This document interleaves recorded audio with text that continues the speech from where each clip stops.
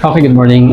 This video is for the grade 7 and grade 8 technical drawing and technical drafting students. So this time I'm going to teach you how to construct isometric drawing applying the so-called boxing method. So ang first step natin is we're going to construct a perpendicular line. So yung perpendicular line natin, yan ay binubuo ng isang vertical, yung linyang nakatayo, at yung horizontal, yung linyang nakahiga.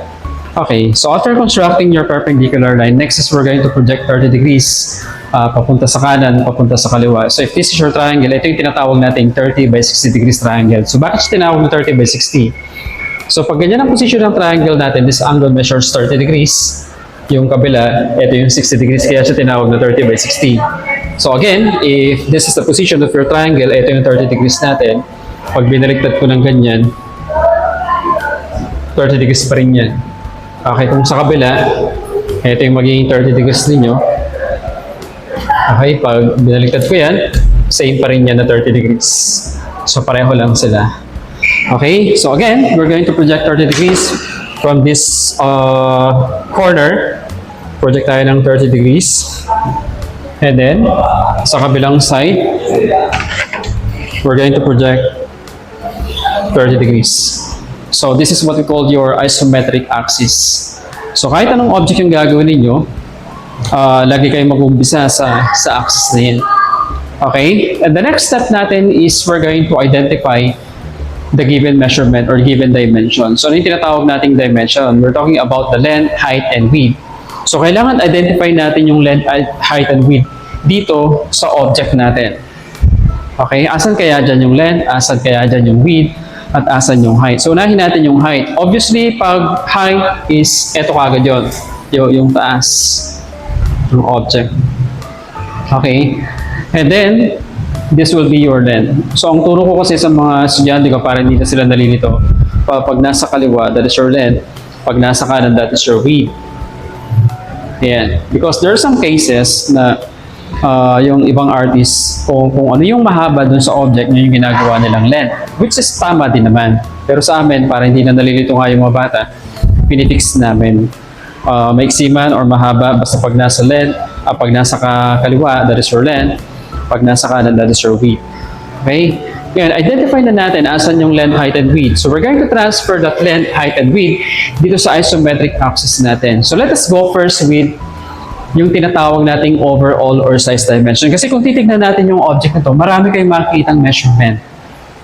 Okay, so dapat hindi kayo nalilito dyan. Ang una yung itatransfer yung tinatawag nating overall or size dimension. So asan yun? Ito yung tinatawag nating overall. This is the overall width, yung 0.045.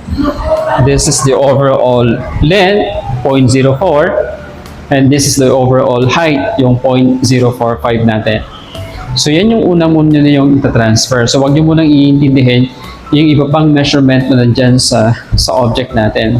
Okay, so let's go first with the length, 0.04. Ilan yung 0.04? That is 4 cm or 40 mm. So yun yung una nating itatransfer. So from this corner, ito yung position ng triangle natin, 1, 2, 3, 4. Then marking point, that is your length. Okay, sa kabila naman, transfer natin yung width na 0.045. 0.045, that is 4.5 cm or 45 mm. So galing dito pa rin sa corner, suko tayo ng 4.5. 1, 2, 3, 4. 0.5. Marking point. Okay, and the next is your height. That is also 0.045. So ito yung height natin kanina. Diyan natin ito transfer. 1, 2, 3, 4.5. That is now the marking point of the overall dimension. Okay, so ano yung gagawin natin sunod? Next is we're going to project this length and width vertically. Okay, so kung gamit yung dalawang triangle, ipaparallel lang natin yung edge ng isang triangle natin, or you can make use of your ruler. And then ipapatong lang natin to, yung isa, and then you just move, just like this manner. And then marking point, punta sa marking point, then you just project it vertically. And then move, hawakan lang maigi yung nasa ilalim na triangle. Punta kayo sa marking point ng width, and then project it vertically. Siguro yung paggamit ng dalawang triangle. Okay? So project natin yung length and width natin vertically. 1, and then 2. Okay, next is the marking point of your height. So ito yung marking point natin. So ano yung gagawin natin? Using your triangle. Dalawa ulit. Okay, ipaparallel ko to. Okay, then lalagay ko lang yung isang triangle. Then you just move, just like this manner. Make sure na hindi gumagalaw yung triangle na nasa ilalim. And then, you just project it papunta ron. Kailangan mag-intersect dito sa vertical line. Pag natapos na, punta naman tayo sa kabila. Pabalik rin nyo yung triangle. Balik rin sa triangle. And then, you just move. Punta sa marking point. And then, project papunta ron. Okay? So, ganun yung paggamit ng dalawang triangle. Okay. Ayan.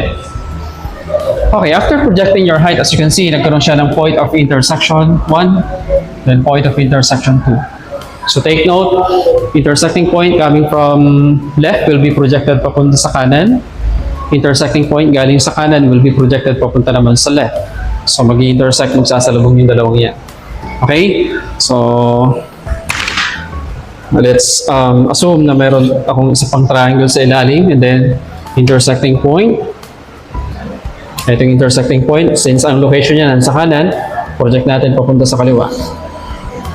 Pabalik rin ko lang yung triangle ko. Ang location ng intersecting point na to is nasa kaliwa.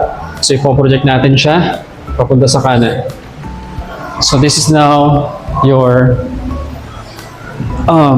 isometric box. Kaya tinawag na boxing method. So, in solving the object, always start with this box. Kasi ito yung magiging reference natin. Okay, so nabuo natin yung box na to by transferring yung overall or size dimension. Nabuo natin siya sa pamamagitan ng paglilipat ng mga sukat na ito, yung overall or size dimension ng width, length, tapos yung height natin. The next one is we're going to identify or we're going to transfer the detailed or yung tinatawag nating divided measurement. Asan yung divided or detailed measurement natin? So kanina, ito yung overall. Ito yung hati niya, yan yung tinatawag nating detailed dimension. Or yung ibang tawag nila is the divided dimension. So meron siyang hating 15 and 0.03. Okay, so yung height. So yung height natin, this is 4.5 kanina. Diyan din natin ito transfer yung 3 and 1.5. So galing ako sa baba, susukat ako ng 1.5 or 15 millimeters or 1.5 cm. Then marking point. So pag nasukatan nyo ng 1.5 dyan, automatically, ang maiiwan dyan is 0.03 or 3 cm. Okay? So anong sunod na gagawin natin? So marking point ng height, po-project natin siya 30 degrees papunta sa kanan at papunta sa kaliwa. It always depends upon the given object. Okay? Then, project. Balik rin ko si triangle.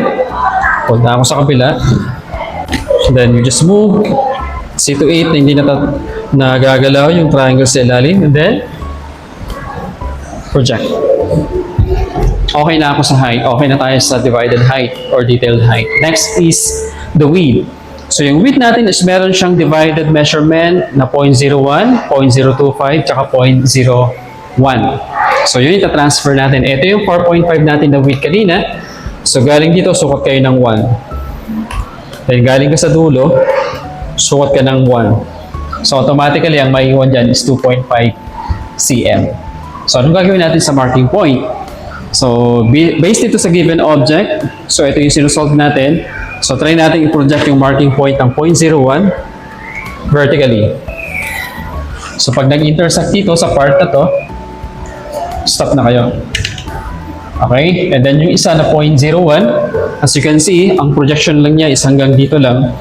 So hanggang dito lang natin siya i-intersect. Kasi yan lang yung hinihingi ng object natin. So not necessarily na ipoproject pa natin hanggang dun sa taas. Pero kung gusto mong i-diretso sa taas, wala naman tayong problema dyan. Okay? So, okay na tayo sa height. Okay na tayo sa width. Next is the length. So, you will notice sa length natin, wala naman siyang nakalagay na divided measurement or divided dimension or detailed dimension, 0.04, wala siyang hati. So, as is yan, hindi natin siya gagalawin. Pero pag ang object natin, meron siyang hati, meron siyang divided or detailed dimension, dito rin natin siya hahatiin. Okay? Next. Next is we're going to identify yung iba pang mga corners ng object. Okay? So, try natin yan. Solve itong corner na to. So, sabi natin kanina, lahat ng corners coming from right will be projected papunta sa left. So, yung corner na yan, ang location niya is nasa kanan, po-project natin siya papunta sa kaliwa. So, again, gamit nyo ulit yung dalawang triangle. Then, move. Move lang natin yan.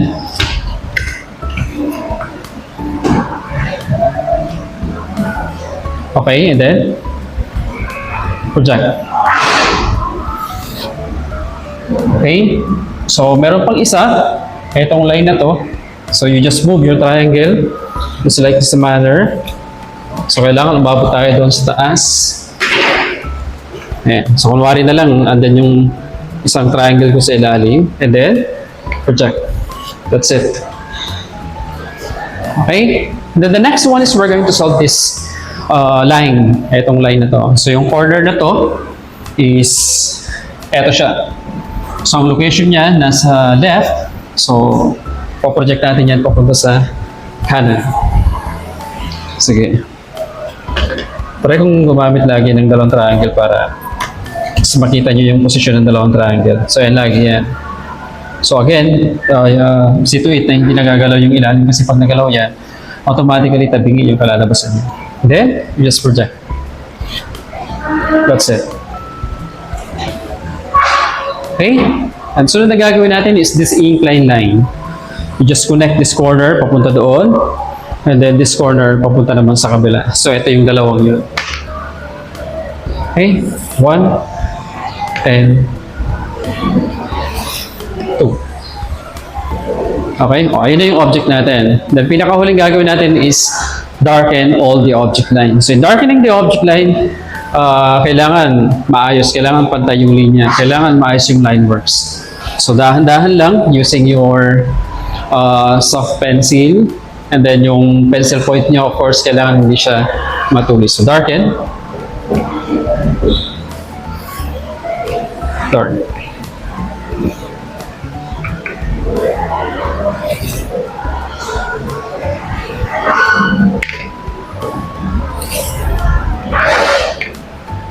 So as you can see, kahit ginagawa ko sa board, dahan-dahan pa rin kasi para mas maayos natin yung mga lines na gagawin natin o na kini-create natin.